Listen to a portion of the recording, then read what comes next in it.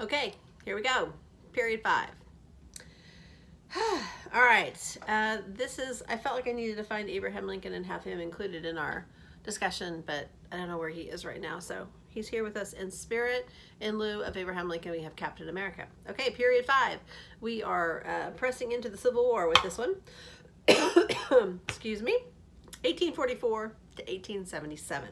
All right, the first term says the West, and so I suppose what they mean is that as more and more land is garnered out west, the closer and closer the Civil War conflict comes as new states are being entered into the Union. One of the things that's going to escalate things is the Mexican-American War, in which America is going to acquire a tremendous amount of land. Manifest Destiny was a expression used in I believe it was a newspaper or magazine article. Can't remember the guy's name off the top of my head. You might want to look it up. But he described America's destiny by God to move from east to west and to conquer all of the known land in between the Atlantic and the Pacific Ocean. And Americans bought into that. They believed it was their destiny, that there was a spiritual element to it. The famous picture of Manifest Destiny is a lady that sort of looks like an angel who's flying across the sky as trains or tracks are being laid down and people are moving out west. But that certainly there was a tremendous move out west during this era.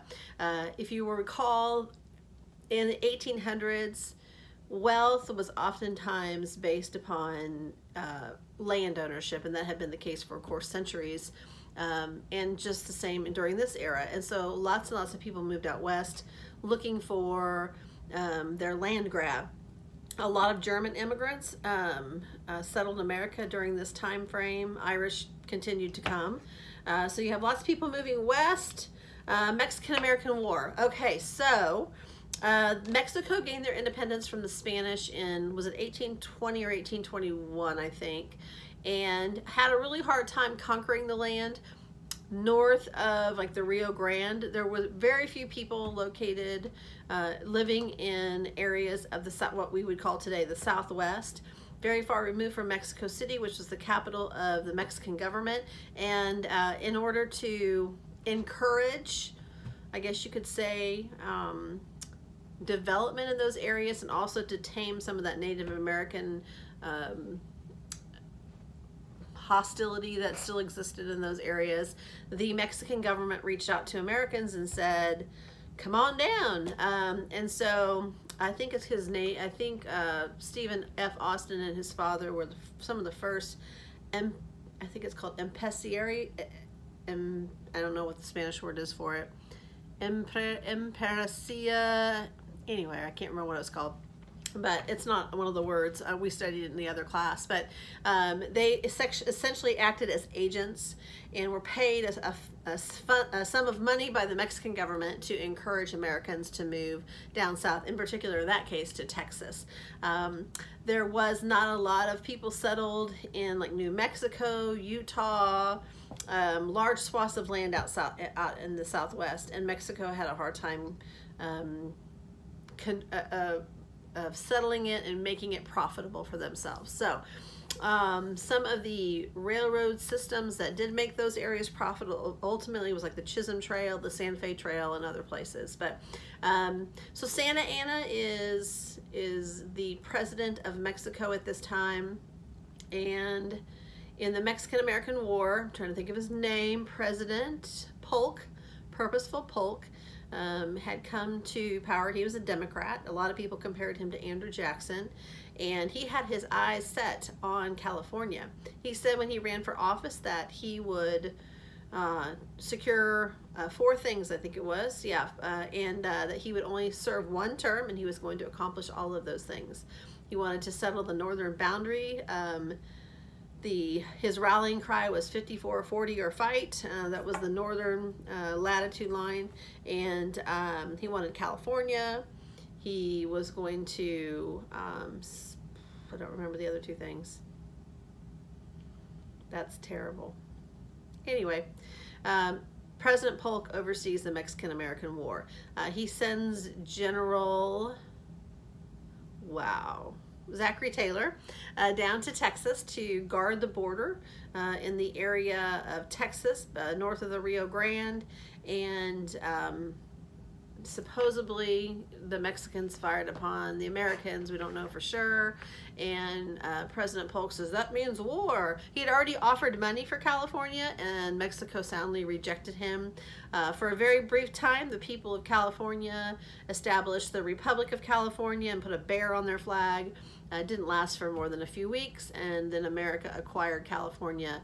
The Mexican-American War only lasted, I'm trying to think, a couple of years, give or take, probably more like 18 months. From, I think it was from 46 to 48, 1846 to 1848, I believe.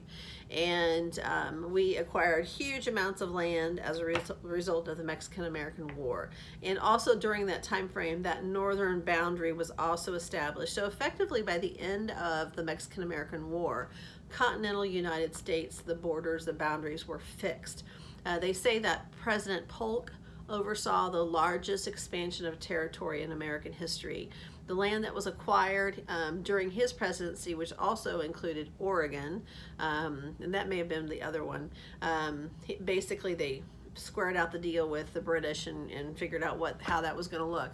But the land that was acquired during his presidency was significantly larger than the Louisiana Territory in just 4 short years. And so, but again, with that acquisition of land came just an increasingly hostile situation related to free states or slave states and the future of the slave institution that had entrenched itself in the South.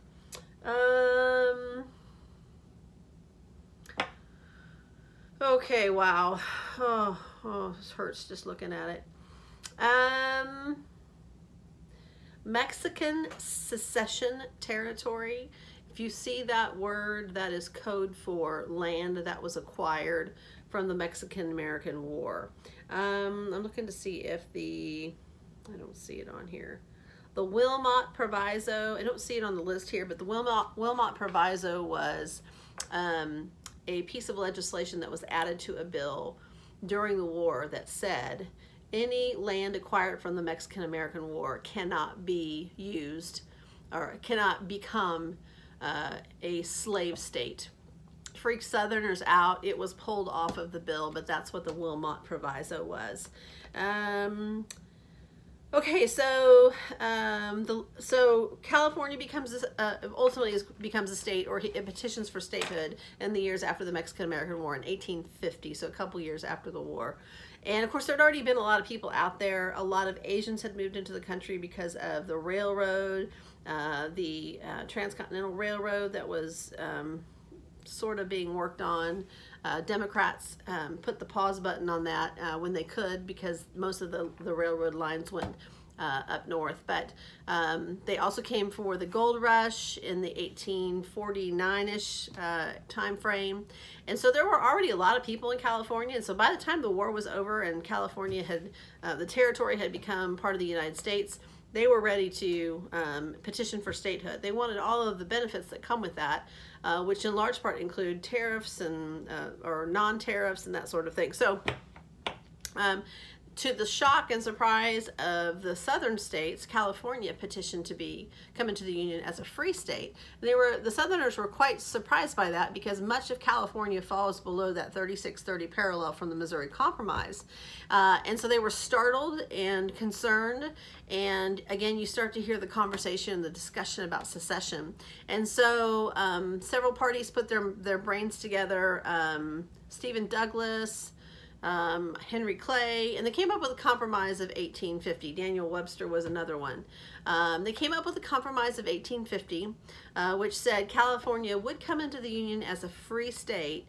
However, Texas would agree to relinquish some of its land that could potentially come in as other states, and a very strong, enforceable fugitive slave law. The fugitive slave portion of the California, or the Compromise of 1850, was the part of the law that just screamed at the abolitionists in the North. They did not want to be complicit or be required legally to return slaves. And so it was after the Compromise of 1850 when California came in as a free state. and this fugitive slave law was put in place, that many of the Underground Railroad slaves that were escaping from the South to the North, they just kept going and went on up to Canada. And so you see a shift. Ironically, at this time, the British Empire had outlawed slavery in Canada, so the best place for slaves to go, or former slaves to go, was to Canada. They were safer there. So that was a very, very unpopular part of the bill, but California does enter as a free state. So it was during this whole discussion about California that the idea of popular sovereignty starts to be whispered and talked about. And Stephen Douglas, the senator from Illinois, is probably the most significant person related to bringing this idea to light about popular sovereignty. And in this context, the context of slavery, popular sovereignty meant that states should have the right to determine for themselves whether or not they want to be free or slave. That would effectively annihilate, or annul, not annihilate, that too, but annul the Missouri Compromise, which forbid any states to come into the Union as slave states north of that southern border of Missouri. And so that conversation starts to shift. And so it's another example of all of the compromising and finagling to try to avoid the elephant in the room, which of course was, will the institution of slavery continue to be a part of the American fabric? Will it expand into new territory, which I would say the majority of Americans were not in favor of? They couldn't figure out how to get beyond it without destroying the economy of the South. And so enter the discussion about the territories of Kansas and Nebraska. Kansas and Nebraska are smack dab in the middle, the heart of the United States. It was, for the most part, undeveloped land, and the railroads let's see how this went. The railroads did not travel through, or there weren't railroads through that territory, I don't believe, but not very many. And so Stephen Douglas from Illinois wanted to, he wanted the railroads to run through there and connect with the cities of Chicago and some other cities in Illinois for trading purposes. And so, but before the railroads would do that, they wanted those states to become organized territories. That's what it was. And so those lands to become organized territories. So they took this big chunk of land and they divided into what became known as the Kansas Territory and the Nebraska Territory. And they applied upon those territories the idea of popular sovereignty. And then, of course, Bleeding Kansas, it begins in Kansas. And pro-slave forces and anti-slave forces flood into Kansas, and they set up shop and they rig elections, and nobody really knows what the truth is. What do the people of Kansas want? Because nobody really knows who the people of Kansas are. And so a lot of people call Bleeding Kansas the first act of the Civil War. If this is what popular sovereignty looks like, we don't want it, because it was, all hands on deck. It was a mess. It was fighting and destroying property and murder. It was terrible. And so those were just in the years leading up to the Civil War in the 1850s, 1858, 57, that's something along those lines. John Brown, the famous abolitionist, was a part of something called the Potawatomi Massacre, where he and his sons went onto a property where slave owners lived. Those slave owners were believed to have been part of the sacking of Lawrence, burning down Lawrence, and where the anti-slave families and communities and government of the anti-slavery Kansas were. Anyway, they murdered a bunch of them and chopped off their hands and feet, I think. Really weird. Maybe they were trying to make it look like an Indian attack. I don't know. But effectively, John Brown becomes a murderer. To the pro-slavery folks, he was a murderer. To abolitionists in the North, he was sort of a weird villain hero. And of course, he and his sons try to lead a slave revolt, and they break into the federal arsenal in Harpers Ferry, Virginia, thinking that a bunch of slaves in the area would join them. Three did, but not very many. And so Robert E. Lee and the Marines charge onto Harpers Ferry, and all of his sons, John Brown's sons, are killed.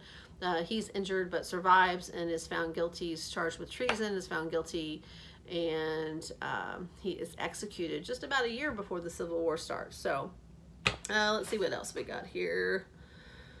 Lots of nativist movement during this era, anti-Catholic. Remember the Know Nothing Party that didn't want to, they didn't know anything, and so they didn't say much. The Know Nothing Party were Northern Democrats that were uncomfortable with slavery and wanted free soil, mostly because they wanted the white man to be able to own the soil, and they didn't want to have to compete with slave institutions and that sort of thing. So the Know Nothing Party and the Free Soil Movement on the surface appeared to be anti-slavery, but it was really pro-white, pro-free white man, if you could say it that way. Abraham Lincoln got his start in the Free Soil Party, and his initial introduction onto the political scene was less about ending slavery and more about preventing the spread of slavery into Western territories. He was part of the Free Soil movement, which eventually, shortly, is going to become the Republican Party. I think the first Republican presidential candidate, whose name is escaping me, is it John Freeman? Ran for president in, I think, 1856, and of course didn't win, and then Abraham Lincoln wins in 1860. The Dred Scott decision, which was just a few years before the Civil War. Dred Scott was a slave who was moved around the country by his owners. He was even transferred from like one man to his sister or something like that, or wife. And I think it was his sister when he passed away. He filed suit for his freedom because he had been taken to parts of the country that were free, and therefore he believed he should be a free person. And the Supreme Court not only ruled that he had no standing, or that he was not free, but they ruled he had no standing. In legal terms, that means he had no authority to even file suit, that he was property. He wasn't, essentially did not have the rights of a human being, at least an American citizen, and they shouldn't even be hearing the case. But effectively what they said is, as long as you were purchased legally, you were the property of that person that purchased you, and they can take you anywhere they want to in the country. If you purchase your slaves in South Carolina and you want to move your farm to North Dakota, go for it. You have every right to do that because that's your property, and nobody can tell you otherwise. And so effectively the Dred Scott decision legalized slavery in all of the states, and again fanned the flame of the coming Civil War. Abolitionists were in arms. The Supreme Court did more, I guess you could say, cause to fuel the Civil War than just about anything.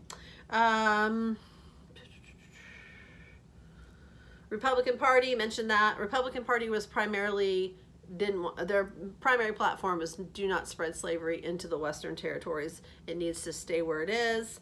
In the election of 1860, Abraham Lincoln's name didn't even appear on a number of the ballots in the South, yet he still won election. And a lot of Southerners will say that the Civil War was not about slavery, it was about states' rights. But 7 of the 11 seceding states actually seceded prior to Abraham Lincoln even becoming president.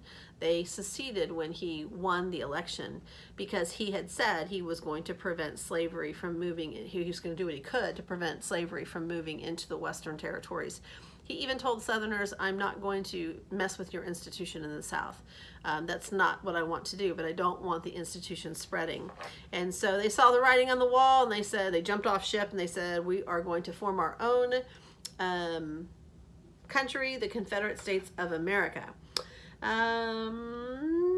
All right, so lots of other stuff here. So Jefferson Davis was the president of the Confederate States of America.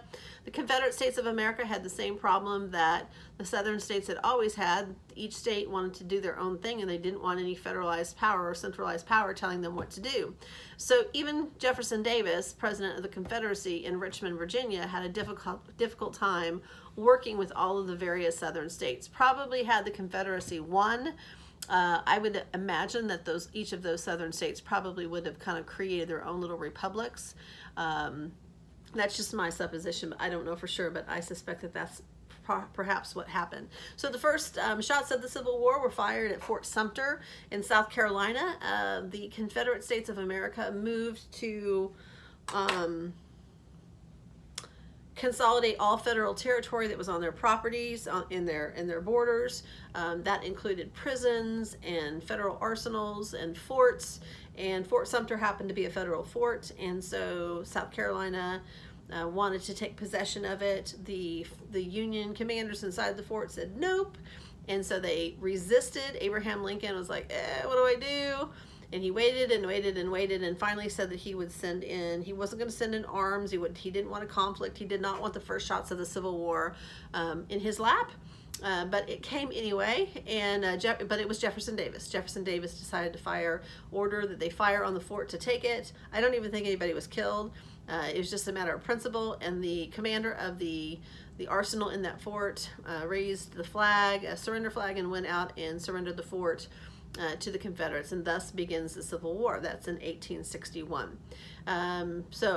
Sometimes the Union Army is called the Army of the Potomac. Sometimes it's referred to as the Federal Army.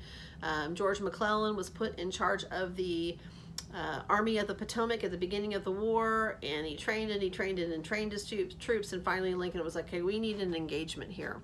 And so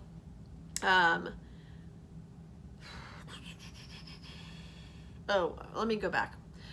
After Fort Sumter was fired upon, Abraham Lincoln called up 75,000 troops to serve for 3 months to hopefully put down the rebellion.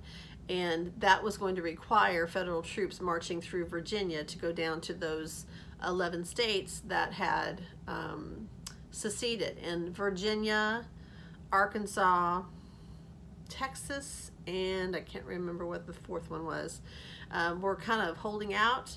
But when Lincoln called up 75,000 troops, 4 more states dropped, bringing the total to 11. Virginia was the most significant loss, of course. It was technically a border state and a very powerful state, probably the most powerful state in the South. And they did not like the idea that the government, Abraham Lincoln, would be sending federal troops through Virginia to squash a rebellion. And so they seceded and joined the Confederacy. So with that said, first significant battle of the war is the Battle of Bull Run, or the first Battle of Manassas Junction, which is just, I think, 35 miles from Washington, D.C. The Confederacy wins it with the help of Thomas Jackson, also known as Stonewall Jackson, the Jackson Stonewall Brigade, and Robert E. Lee's brigade of Northern Virginia. And everybody thinks, oh, this is gonna, or the Southerners think, oh, this is easy peasy, this is gonna be a quick little war. Some people even went back home after that battle, but it turned out to be significant. Abraham Lincoln called up initially 500,000 more troops to serve for 3 years, and then he moved it up to 1 million and armed them and started to prepare for a long battle. Southerners were effectively in a war to defend their own land. They thought that it would, if they could just hold out long enough, the Northerners would tire of the war and they would elect somebody new that didn't want the war. And that's kind of the general direction things go into. Initially, the Southerners have significant success, or enough to make the Union think, what have we done? But finally, at the Battle of Antietam, which was in Maryland, Robert E. Lee decided to invade Maryland, which was a border state fighting with the Union. His military plans got discovered by a spy or a rider given to George McClellan, who unlike him, he actually reacted fairly quickly, and he met with Robert E. Lee, and they engaged in the bloodiest single-day battle of the war thus far, the Battle of Antietam. And the Union had enough of a success, they essentially ran them off. They ran off the Southerners back into Virginia, that Abraham Lincoln used the Battle of Antietam to issue the Emancipation Proclamation, which went into effect January 1st, 1863, so a couple years into the war. The Emancipation Proclamation effectively freed slaves that were in rebellious states, not in the border states that fought with the Union. It was a symbolic gesture, but it was also intended to break the, I guess you could say, the military task that slave slaves were being used in the war, and give them hope. And many of them ran away, ran to Union forces. And so it did cause a significant disruption in the South, but more than anything, it made the Southerners really, really angry.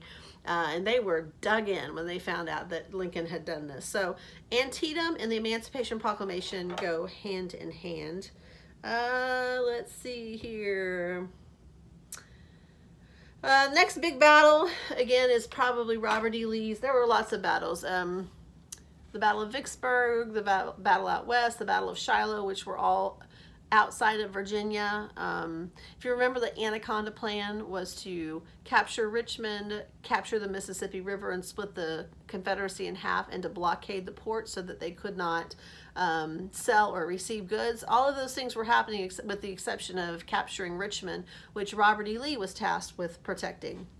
And so you have that kind of pocket of activity, and then everywhere else. And so, but they had to defeat Robert E. Lee. That was critical. So the Battle of Gettysburg, Robert E. Lee makes another fatal decision. He decides he's going to go back into the North, run his chances, run the risk of a significant loss, and thinking that if they have some sort of victory or they bring the battle to the North, perhaps they will weary of the war and Abraham Lincoln will lose the election and the war will be over. So he's looking for a big win.